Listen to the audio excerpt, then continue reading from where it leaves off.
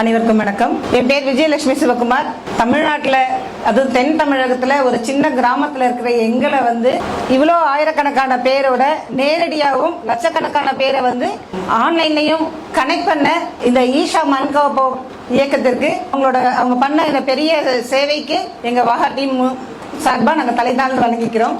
இப்போ நம்ம ஸ்டேஜ்ல ஒரே ஒரு லைட் டெமோ பண்ணி காட்டுறோம். நாங்கள் பண்ற ப்ராடக்ட்ஸ்ல நீங்க பார்த்துட்டு அதுல ஏதாவது டவுட் இருந்தாலோ இல்லை இன்ட்ராக்ஷன் செஷன் மாதிரி நீங்க கேட்குற கேள்வியை பொறுத்து நான் பதில் சொல்றேன். பீட்ரூட் மால்ட்டுக்கு தேவையான பொருட்கள் பார்த்தீங்கன்னா, நான் இப்போ 1 கிலோ ரேஷியோக்கு மட்டும் சொல்றேன். பீட்ரூட் 1 கிலோ, பனங்கல்கண்டு 1 கிலோ, பாதாம் 100 கிராம், முந்திரி 100, பிஸ்தா 100 கிராம், ஏலக்காய் 10 கிராம். முந்திரி, பாதாம், பிஸ்தா, ஏலக்காய் இது நாளையுமே வறுத்து பவுடர் பண்ணிக்கணும். வறுத்து பவுடர் பண்ணி நாங்கள் வச்சிருக்கோம்.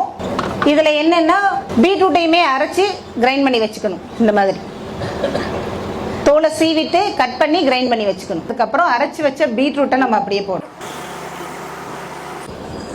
அதை போட்டுட்டு அடுத்து பனங்கல்கண்டு போடணும். 1 கிலோ பனங்கல்கண்டு, மொதல் பனங்கல்கண்டு. இது காயறதுக்கு தான் கொஞ்சம் லேட் ஆகும். நமக்கு 10 கிலோலாம் போட்டா கிட்டத்தட்ட 2 மணி நேரம் வரைக்கும் ஆகும். இது கூட குங்குமப்பூ ஆட் பண்ணணும். நம்ம பீட்ரூட் கூட போட்டு ஆட் பண்ணிடுவோம். இது நல்லா கொஞ்சம் சுண்டி நம்ம வீட்டில் மைசூர் பாக்கு கன்சிஸ்டன்சி வர்றப்ப நாம இந்த பவுடர் பண்ணி வச்சிருக்கோம்ல, பாதாம், முந்திரி, பிஸ்தா, ஏலக்காய் இந்த 4ஐயும் வறுத்து பவுடர் பண்ணி வச்சிருக்கிறோம். இதை கடைசியில நம்ம போட்டு மிக்ஸ் பண்ணி நல்லா கிளற இந்த கன்சிஸ்டன்சிக்கு வந்துடும். கொஞ்சம் அந்த மாதிரி மைசூர் பாக்கு தூள் இருந்தோம்னா எப்படி இருக்கும், அந்த மாதிரி வந்துடும். இறக்குறப்ப மாதிரி வந்ததை எடுத்து திரும்ப பல்ஸ் பண்ணி சலிச்சு எடுத்துவோம். நல்லா சுண்டி நாம அந்த பவுடர் போட்டோம்னா இந்த ஃபார்முக்கு வந்துடும். காஞ்சிருச்சு, இது நல்லா கெட்டியாயிருச்சு. இந்த ஸ்டேஜ்ல நம்ம அந்த க்ரீம் பதத்துக்கு வரும்.